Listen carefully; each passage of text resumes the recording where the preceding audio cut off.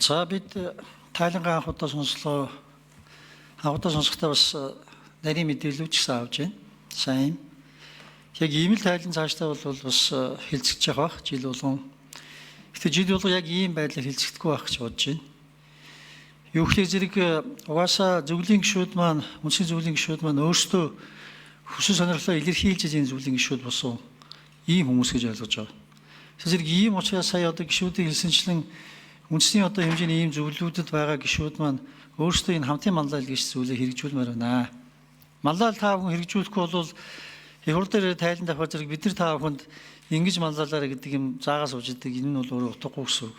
Салбарын одоо хувьд бол хамгийн одоо асуудлыг сайн мэддэг чиглэлийн улсууд та нар учраас өөрсдөө ингэж орж байхаа гэсэн бодолтой байна. За хоёрдугаарт нэгэнтээ одоо үйлчилж байгаа хуулийн хүрээнд хийж болох ажлуудад хайд хийгээч гэж байна.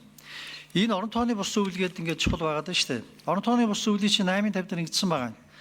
Орон тооны бус зөвлөлийг олон нийтийн радио телевизийн үндэсний зөвлөл байгуулж болох бөгөөд уг зөвлөлийн бүрэлдэхүүнд сэтгүүл зөв, улс төр, эрх зүй, хэрэглэгчний эрх ашиг, хөгжлийн бэрхшээлтэй хүний эрх, боловсрол, соёлын шинжилгээ ухаан, эрүүл мэнд, урлаг, шашин, байгаль орчин, спорт зэрэг чиглэлээр мэргэсэн хүмүүсийг оруулна гэсэн байна.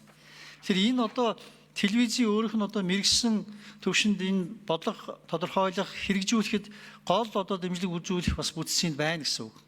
Хуулиар олгосон боломжийг та бүхэн ашиглаж хийж байгаа. Бусад үндэсний хэмжээний зөвлөлүүдээр энийг хуулинд өөрчлөлт оруулаад байгуулж үтсэн үр дүн гарч байна. Нийгмийн даатгалын үндэсний зөвлөлдөр дэрэгдэн одоо нэг зөвлөл нэг хороо байгуулсан.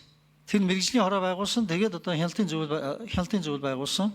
Мэргэжлийн хороо нь бол одоо үндсэндээ бол тэр нийгмийн даатгалын сангийн менежментийг ямар нэгэн одоо шинэ субъектээс хамааралгүйгээр одоо хэрэгжүүлэхэд мэргэжлийн зөвлөгөө өгдөг энэ үр дүн өнхнөөс гарч байгаа.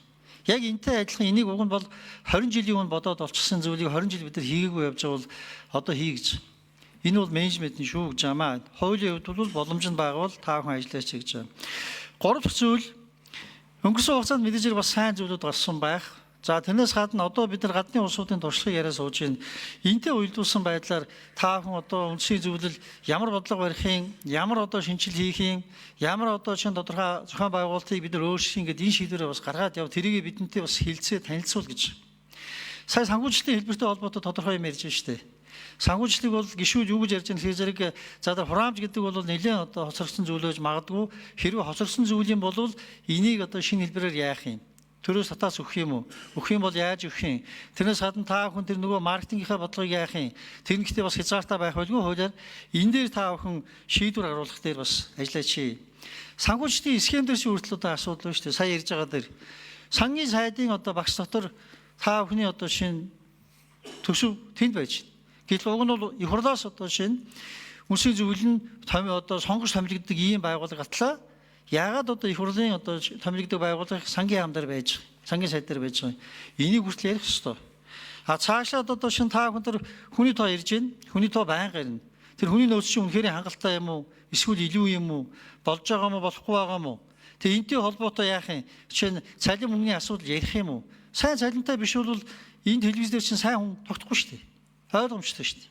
Жишээ нь би бол энд намын сайд сууж, намын сайдыг бол телевизийн чиглэлээр сайн мэргэсэн хүн энд нэг одоо эфирдэн ажилтныг нэг одоо шинэ мэдээ уншдаг хүнийг л авчрахтаа их өндөр цалинтай одоо шинэ урьж авчирсан байдаг юм бэл.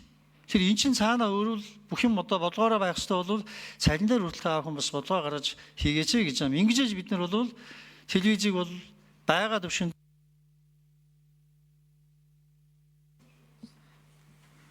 за баярлалаа.